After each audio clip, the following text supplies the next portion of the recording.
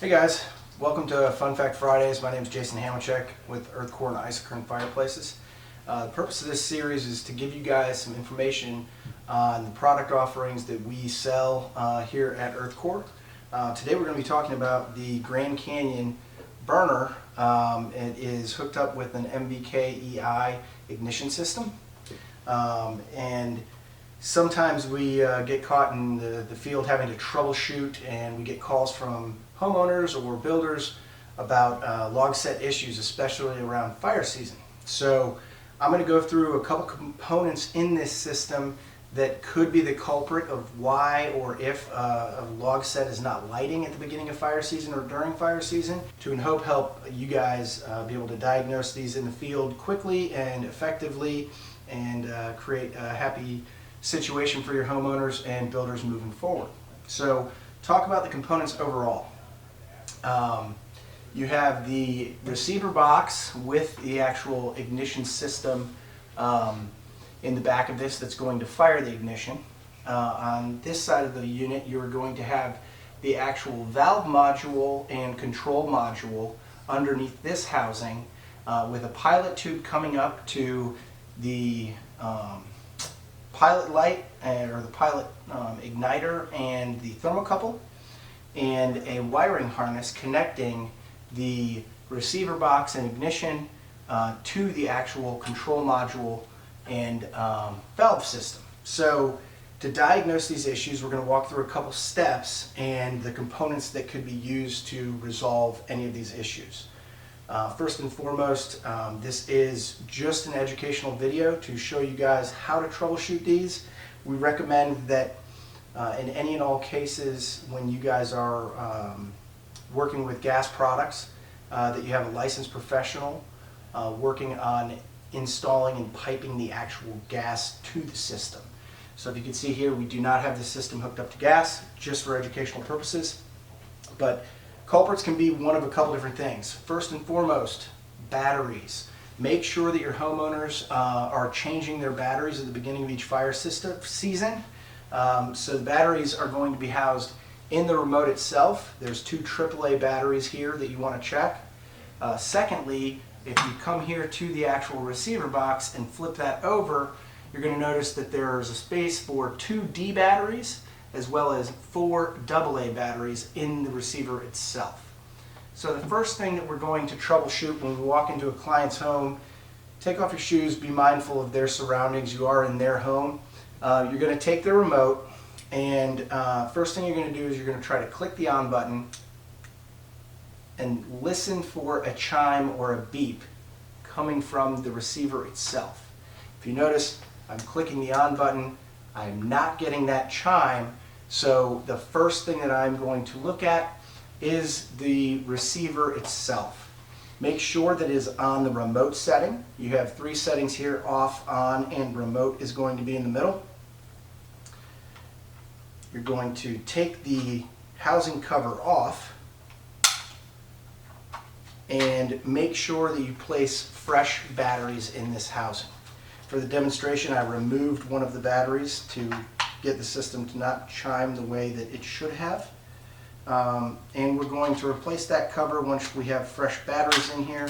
Again, 4 AA batteries are housed in the receiver itself. So once we replace the batteries in the receiver, we're going to try to click it again. If you listen, you can hear that faint chime. So that means that the remote that's sending the signal is actually being received by the receiver box itself. So we know that the remote and the receiver are working. The next thing that we're going to look or to check is the actual ignition power source. If you look here, there's only 1 D battery in here. Again, for demonstration purposes, I'm going to replace that D battery and check to see if it fires up. So the system is not firing up. The next thing that I would look for is any abrasions in any of these wires or anything like that that could potentially be causing a short. Okay? Once you replace all the batteries, what should happen is the system receives the actual on signal, sends a reading to the control module, and you should be getting a spark and ultimately ignition of the pilot system itself. Since we are not, we're going to look to see what else could be the issue. Grand Canyon, the manufacturer of this burner system, initially rolled this system out with a wiring harness that has a protective sleeve on it. These wires are 100C wires, and what we found is in certain cases, if specific clearances were not met or anything like that, these wires had the potential of failing. Grand Canyon has since rolled out a heavier duty wire harness for their product, and this is one of those wiring harnesses right here. I'm going to go through what you would need to do to wire this up real quickly and show you how to replace the actual wiring harness. But before replacing the harness, we want to check some pretty easy things to diagnose. When you take off the cover for your valve and the ignition system itself, or the control module itself, you're going to see that the control module has a wiring harness that looks similar to this going into the system. 4 of the wires are coming around the back to the receiver and the ignition power source, and another set of wires are going down to a smaller wiring harness that plugs into the valve box itself. What you can do is, before swapping out the entire wiring harness, you can remove the wiring harness from the control module, and there will be 2 wires, a black wire and an orange wire, connected to the valve or the pilot assembly. We're going to want to remove those real quickly as well. So that is what your control module is going to look like overall. If we put that one aside and try to replace it with a new control module, we're going to see if this will work. This is the next easiest thing to do, aside replacing just the batteries.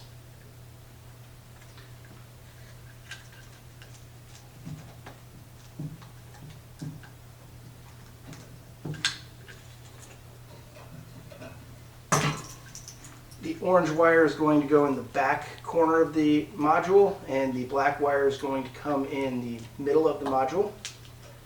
Okay, so now that we have the new control module hooked up, we're going to try the exact same thing and click the button to the on position in your remote, and we're still hearing that the receiver is hearing the actual signal, but that signal for some reason is still not getting processed to allow the spark to come to the pilot assembly. The next thing that we're going to try is replacing the actual wiring harness itself. To do that, you're going to disconnect the wiring harness from your receiver and your ignition power source, like so. This is as easy as just pulling these apart and making a new connection with your new wiring harness. All of these repairs can be done with using a simple screwdriver and some electrical tape. So we've disconnected the wiring harness from the control module, we've disconnected the wiring harness from the receiver box and the power source for the ignition, and there are just 2 other screws and a wiring harness that you need to disconnect from the valve box itself. Right up on top. So we're going to disconnect this, disconnect that, and come underneath and disconnect the actual harness from the front of that valve. Once the old harness is taken away, we can replace that with the new wiring harness. So we're going to feed the harness in, and there are little directional arrows that help keep this thing in the right position. Plug that in, and you're going to wire up your ground connections to these screws and make sure the screws are secured just as they were prior to swapping this out.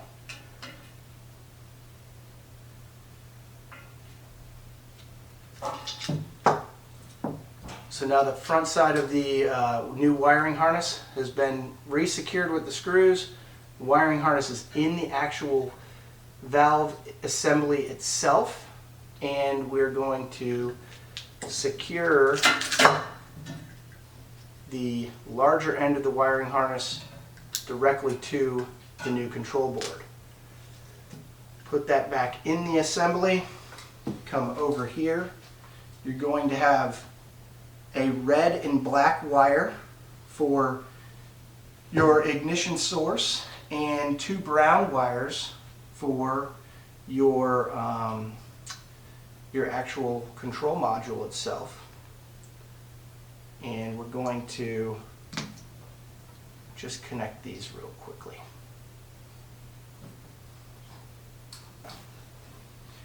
So you take your black wire, connect it to the small black fitting.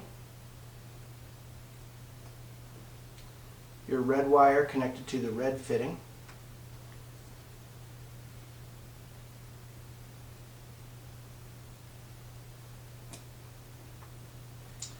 One brown wire is going to connect directly to a black wire, and another brown wire is going to connect to this black wire. We had the remote still on. However, once that wiring harness is complete and we have our wiring harness wired up properly, the wiring harness wired up properly, we're going to go through the same test and hit the on button. We're looking for a beep from the receiver and a signal to be given to the control module, and then to fire up the actual pilot housing itself. We click that, and since we're not hooked up to gas, we are getting a spark and we are getting ignition. This system, all it needs is gas now, and the customer should have a pilot ignition, and then that signal is going to go back to the control module once this is lit, and tell the main valve to open up and put gas to the actual burner. If your pilot ignites and you do not get your burner to start properly after replacing the control module and replacing the wiring harness, the only other thing that could potentially be wrong would be the pilot assembly itself. What we found is if you get ignition to the pilot assembly and you have flame in the pilot assembly, however, you do not have the main valve opening up, that could be a potential problem with the thermocouple that reads the heat coming off the pilot.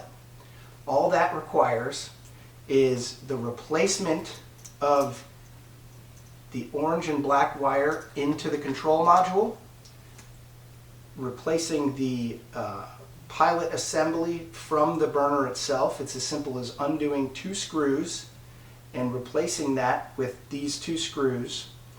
And the only other tool you will need is a crescent wrench. Again, we recommend that you have a licensed plumber do this part, but they would remove the pilot assembly from the valve, or the pilot tubing from the valve rather, replace that, and it's as simple as replacing these 2 wires to the control module, and then you're going through the exact same sequence. You're trying to click the actual unit on, you get the pilot to react, it eventually lights.